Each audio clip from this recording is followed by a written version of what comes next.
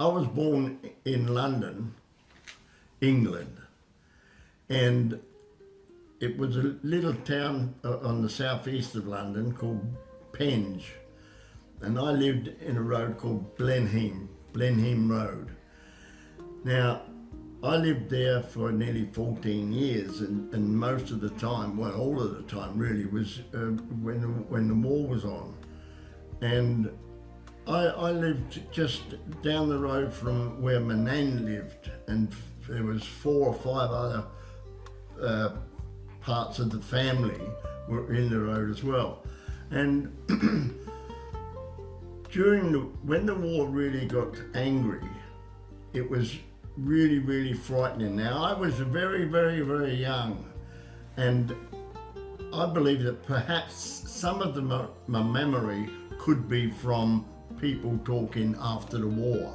So perhaps it's not my memory 100%, but I do remember 100% going over to my nan's place, which was just up the road, to the air raid shelter. That was a listener, just a corrugated iron hood and dirt put on the top of it.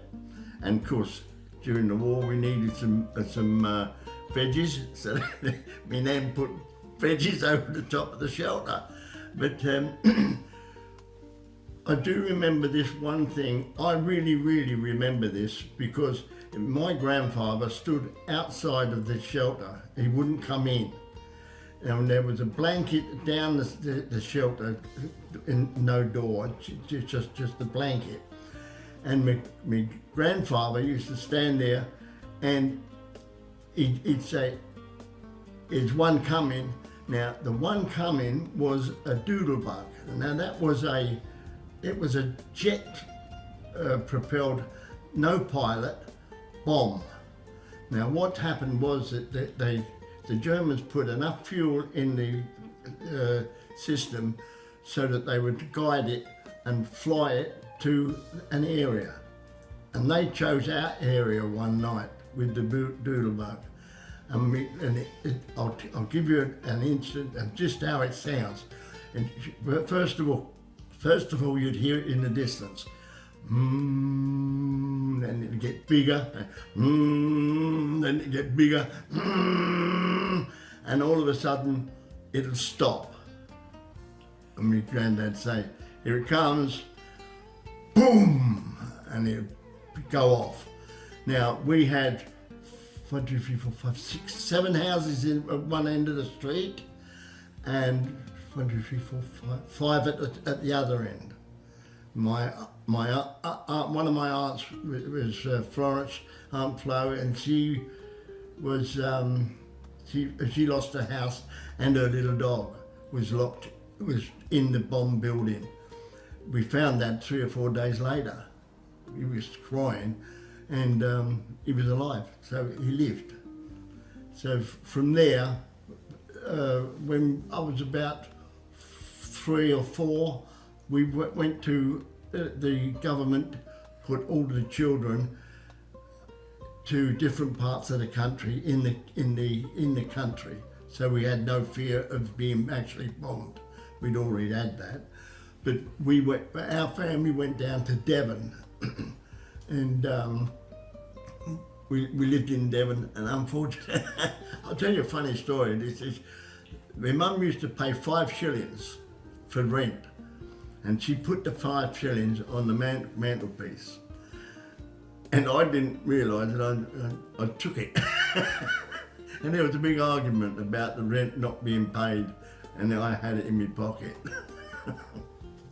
But as I got a bit older, we came back and we lived ourselves, playing in the street and being a nuisance to everybody.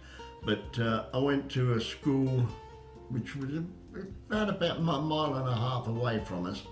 It was a school called Oakfield Road Secondary, and it was all right, but we had the bullies, and I probably got to admit I was a bit of a bully. But you don't realise that you're a bully until you're an old man like me, and then I know that I'm a bully. But anyway, from there we left school, and long trousers. That's the thing. We had to wear short trousers. Didn't have to, but that was the fashion then. Short trousers, and I was the last one in our set of kids that had a pair of long trousers, and boy was I upset. But anyway, when we started wearing our own clothes and getting a job and that, you know, then you started putting on with the fashion. So the tight trousers came right in for vogue, the long jackets and the button-up shirts, the coats. And I had a job in the market, which was a stall market where fruit and vegetables were sold, and that's how I got my money to start with. And then gradually we had to go out and get proper jobs, like, you know. And but from the school time, it was good, but it was very heavy. Very when I say heavy, you're trying to do the right thing, and you find that you don't do the right thing. So I've got a feeling that I must have been a bloody good boy, because I'm still here now. But anyway, during the as we grew up, then we started going off to dances and all this type of thing. And some of the fellas got cars, and we was floating around there like that.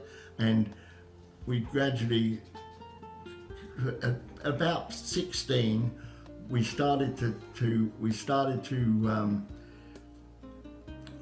take a chance in going to a pub and go up to the counter and say, "Brown ale, mate." But we used to have a brown ale, which was a horrible drink, but we drank it. And then we'd be asked to leave because we're getting a bit noisy, and we'd go off and we'd find another pub.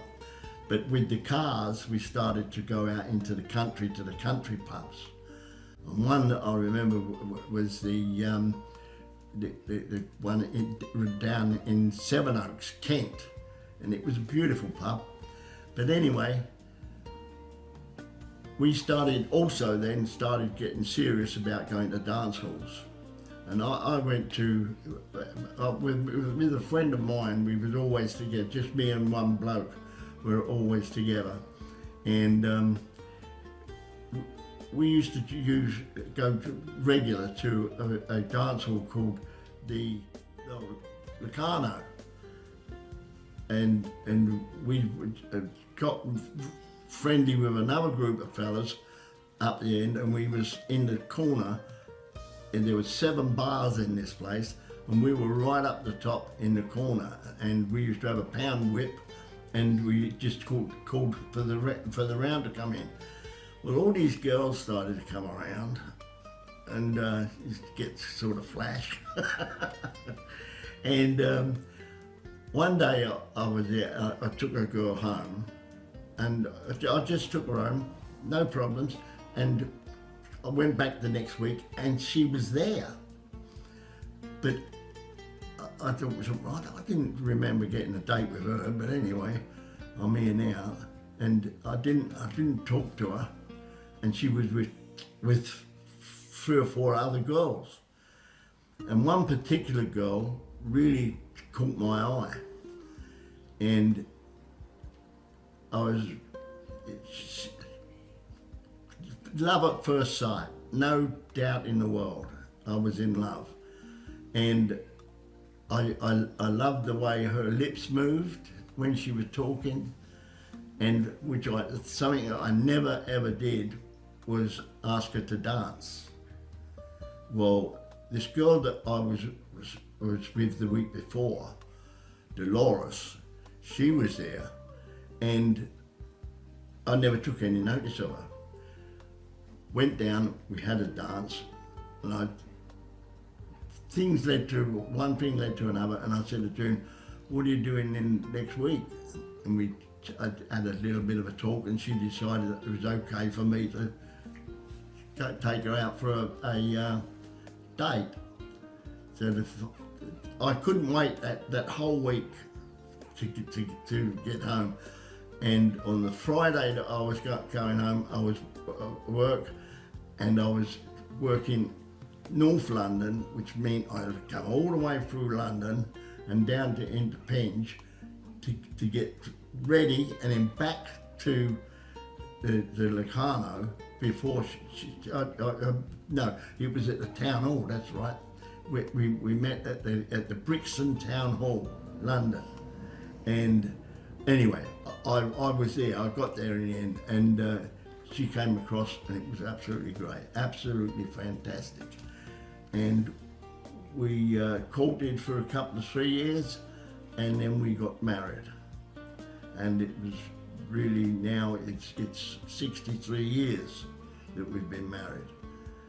And I'll tell you her name is, it was June Scarf. Now it's June Franks, my life. My name is June Franks. I was born in London in December of 1941, and I had a sister already older than me, and my mother, while I was when I was born in Hendon, I was told that at the end of the road, because it was during the war, a doodlebug was dropped. But I don't remember any of this because I was too young. I lived in Hendon for 3 years, and then my mother and my two sisters, we moved to a place in England called Westcliff-on-Sea. I started school at the age of 5, and I went to a school called Chalkwell Park. I didn't like school at all, but I had to go. We lived in Westcliff for about 3 years, and in that 3 years my mother had 2 more children, a brother and another sister. So all together, us siblings, there was 5 of us, 4 girls and 1 boy. My father didn't live in Chalkwell with us because he was working in London. So he lived with my grandmother and grandfather, and he used to just come down to visit us for the weekend, which was pretty good, but we didn't have a lot to do with my father. When my mother and father decided to come back to London, we moved to a place called the Elephant and Castle, and we were living with my grandmother, which was my mother's parents, and we were classed as overcrowded.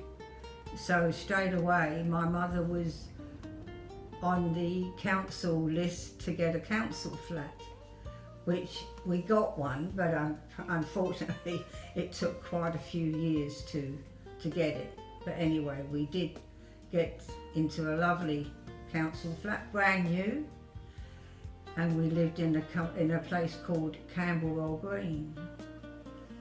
From there I started going to a secondary modern school called Paragon, and I was there until I was 15 years of age.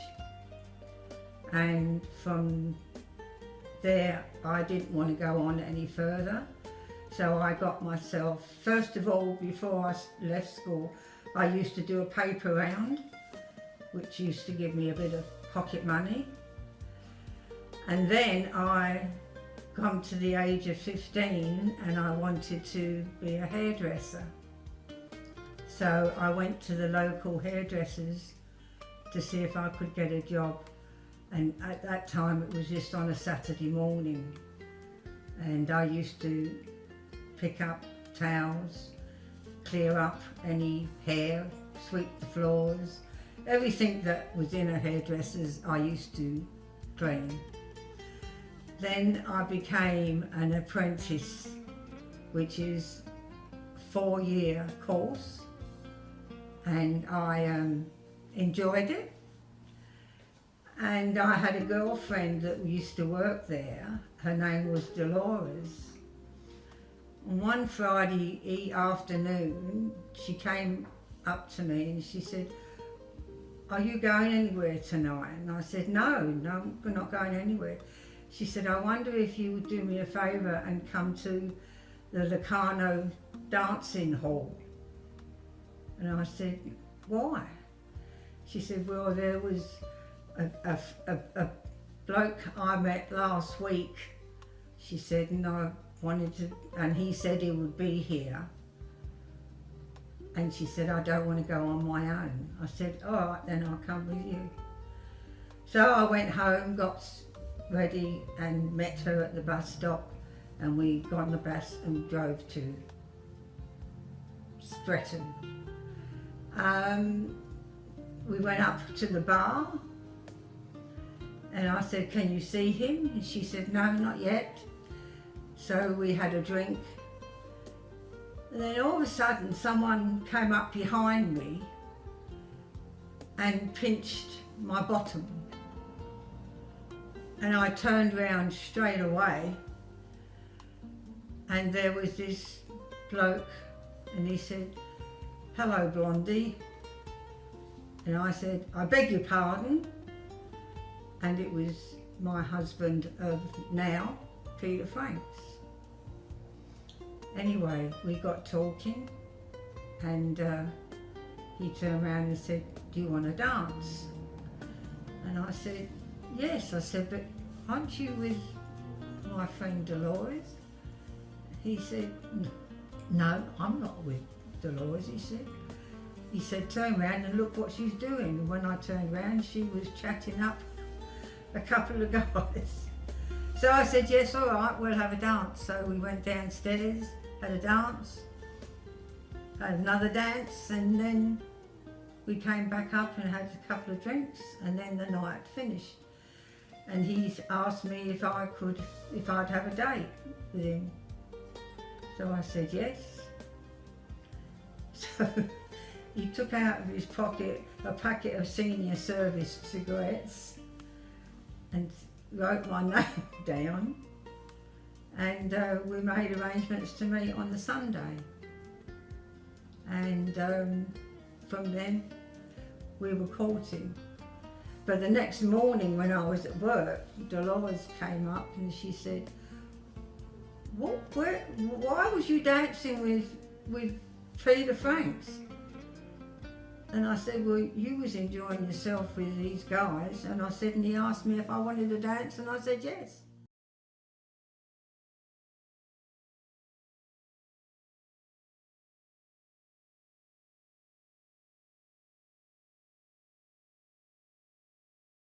You're not bad for a pommy bastard.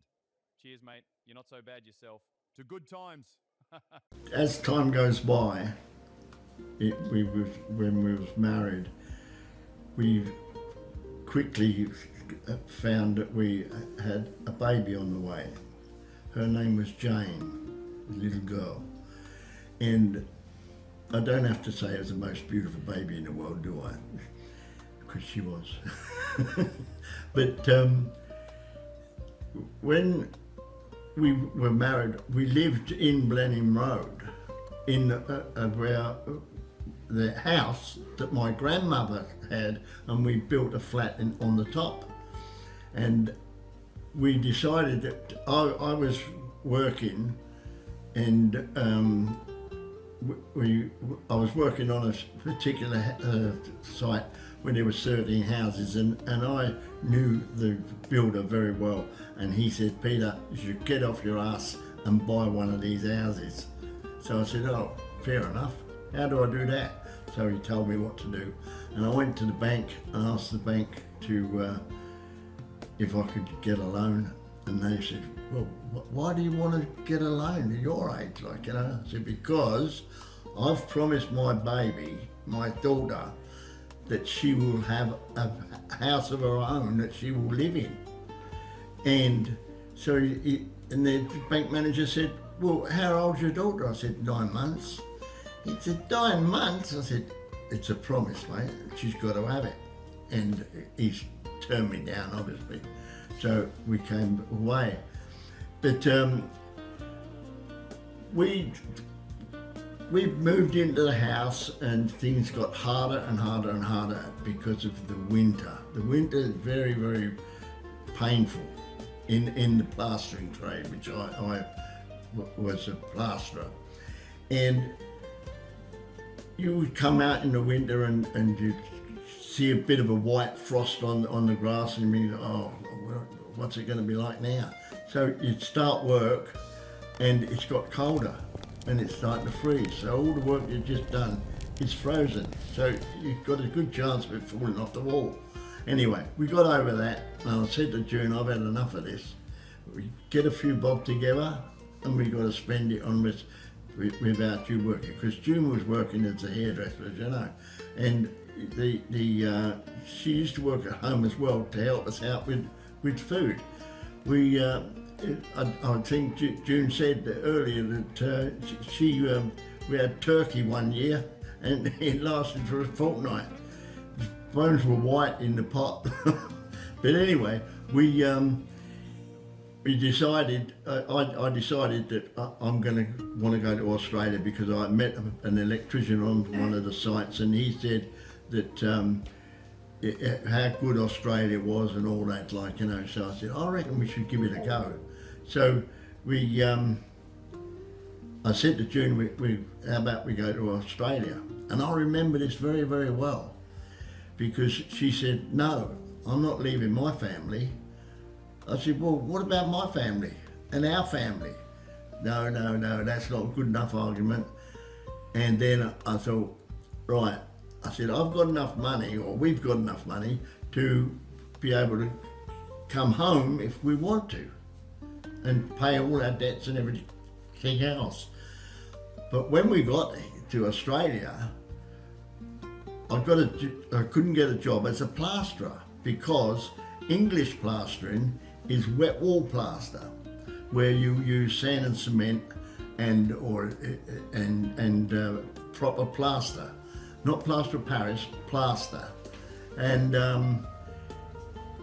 so you put your sand and cement on, and then you plaster it up, and because with the cold weather, all frozen, everything else. And so anyway, I tried to explain to her about it. She didn't need to be told because she already knew. But when so she said, all right, apply for it. See if you can get it. You might not get it. So I said, well, we'll apply. So I wrote a letter, and or June wrote a letter, and I was laying in bed this morning, the one I remember very well. We were laying in bed, and the postman dropped a big envelope off. So I went downstairs, I got the envelope, went back up to the bedroom because it was warmer, and opened up this thing, and there it is, all about Australia. Big sunny shores and big open spaces. And she said, all right, then let's go. We can afford to come back. And I remember my brother, my eldest brother, said to me, what the bloody hell do you want to go to Australia for? I said, I want to be able to take my kids and have space for them to be able to play football, whatever they want to do, on the beaches and everything else. That's what I want. That's why I want to go to Australia. So we applied, we done all the things that we should do. Went and saw this, that and the other. And when we decided we'd go, the whole family, we had a date, I forget the date now, the 21st of September, I think it was, that we left we was going to leave Australia, which nearly that date, it might not be that date. But anyway, the thing is that we've done everything and we've packed up, we've sold all the stuff that we want and given the different things to different people, and we've got stuff packed up to go. All of our family come to the airport. June's family and my family and a couple of my mates came to the airport, and we, as we went through the door to get on the plane, we looked around to the where we just come from for everybody here, and they're all looking glum. No one smiling on anything, and I really felt terrible. And the bloke said to me, "Have you got all your cards, your medical cards and all that?" So I said, "Oh no, I ain't got it." And I thought to myself, "That's it, you turn us around now, we can go home." But he didn't. He said, "I will send it when you find it." So we got on the plane and we flew to Australia. We landed in Australia, and we was called to the desk, and they said, you're wanted in the department of something or other. And a friend of mine gave us a big chest, an old seaman's chest, and it was solid chock-a-block full of our clothes and that. And the bloke said, "You can't take this into Australia." And so I said, "Why not?" He said, "It's got woodworm in it." I said, "Bullshit." He said, "It's fair dinkum." So he said, "All right," he said, "take it home and take it to where you're going, get rid of all the clothes and then get it and burn it, all right?" I said, "Thanks, chum." But there was a point when as we was coming out here, that everybody told us, "Oh, you're going to hate it in Australia. Everybody's going to say that you're a pommy bastard," and all this. And I said, the first bloke who calls me a pommy bastard, I said, I'm going to hook him. So when we got into Australia, we landed in Darwin, and we got out off the plane. It was only for about half an hour. Went into the bar, and I'm calling for a drink, like, no, couldn't get anybody there. And there was this bloke leaning on the bar just by my side, and I'm going around him trying to get the attention of the barmaid. And he said, "Do you want a beer?" So I said, "Yeah." I said, "I want a beer for myself," and I said, "A drink for the missus and the 2 kids." So he said, and he just said, "Mabel," as a figure of speech, and she come over and he told her what he wanted. She got the drink, that was it. Then we was told, okay, getting back on the plane. So we get onto the plane. As we go out to get on the plane, I shot over to the bar, and I said, "What are you going to have, mate?" And he said, "What do you mean?" I said, "What do you have to drink?" He said, "No." He said, "I'm all right." I said, No. I said, "You was good enough to get me a drink, and I missed it." I said, "I want to treat you." So he stood up, and I looked at him, and I went up and up and up and up. And he looked down at me and he said, "You ain't bad for a pommy bastard." Well, that put the punch on the head, mate. It finished on the plane, gone. To good times. You're not bad for a pommy bastard. Cheers, mate. You're not so bad yourself. To good times.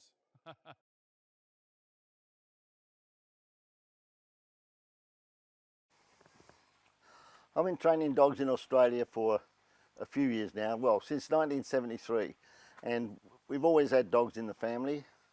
There's 4 boys in the family, and we've always played with dogs and taught them to do different tricks and that. But when we came to Australia, my wife and our 2 kids, we fell in love with the Golden Retriever. So we started training the Golden Retriever, and we decided that, okay, she's good enough to go into competition. So we went into competition. Obedience competition it is, and we thoroughly enjoyed it. So then we started getting involved with the club, and now my wife and I are life members of the club. I decided that I wanted to go further and put more into the sport, so I became a judge, an all levels judge. I've travelled all over Australia judging.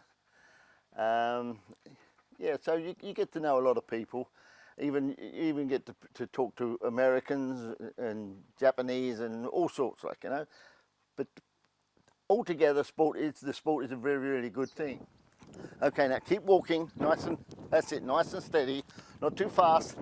Loosen off the lead, that's good, that's good. That's good. How about we just try and get him to look up at us a bit more, because it's not nodding now the way he nodded when we had the collar on. He was nodding and just ducking his head down. Now he's looking up at you. That's good. That's what we want. That's good. Excellent. Now when we get to the lamppost, keep walking to the lamppost and make him walk into the lamppost. We don't want him to go to the right, to the left. We want him to come to the right with us and get him to come around with you. That's good. See how he pushed you around then? That's good, excellent. Keep walking, keep walking. Okay, turn, come back to me. That's nice and tight, well done, well done. Keep walking, do the same with the lamppost again. That's good, excellent, excellent. I'm pleased, well done. That's very good. Okay, now keep walking, that's it, nice and steady, not too fast. Loosen off the lead. And then they smile. Some of them say funny, look, there's the smile, look. She did it. And how did you go when we put it on today? Woohoo! Didn't you? Show us. Was it like that? Yeah, or was it woohoo? That's it, that's how it was.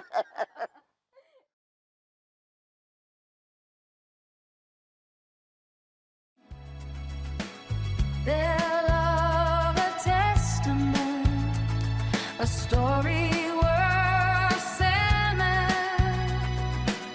Time's over for the joy they brought each day. In every wagon mark on what made. Chief instructor George with a keen eye. They train in love beneath the Aussie sky. Eddies rolling, their legacy grew on. Training club, thriving, their passion shining through. They built a community, a family so dear, whispering encouragement, calming every fear. Peter and Junior, Mary lives on in every happy bark from dusk till dawn. We miss your wisdom, your laughter, your grace, Father in our hearts, a cherished loving space. Thank you for the dogs, the lessons, the pure delight. Sleep peacefully now, bathed in starlight. Peter and June, Forever love, forever true. our heartfelt tribute, always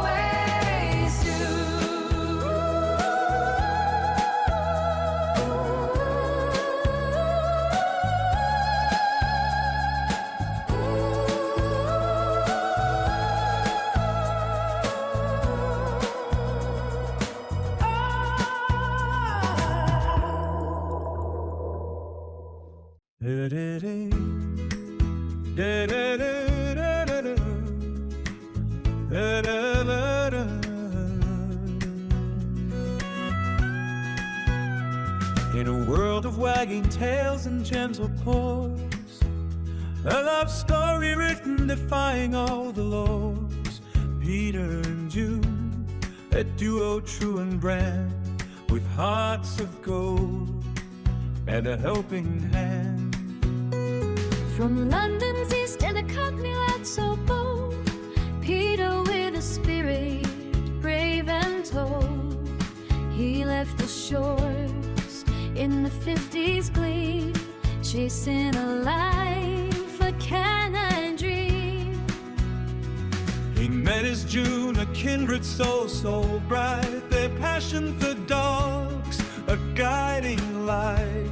Through fields of green, they'd proudly stride, with golden retrievers right by their side. Oh, Peter and June, a match made in dog heaven. Their love a testament, a story worth 7. Time's over for the joy they brought each day. In every wagon bar come what may. Chief instructor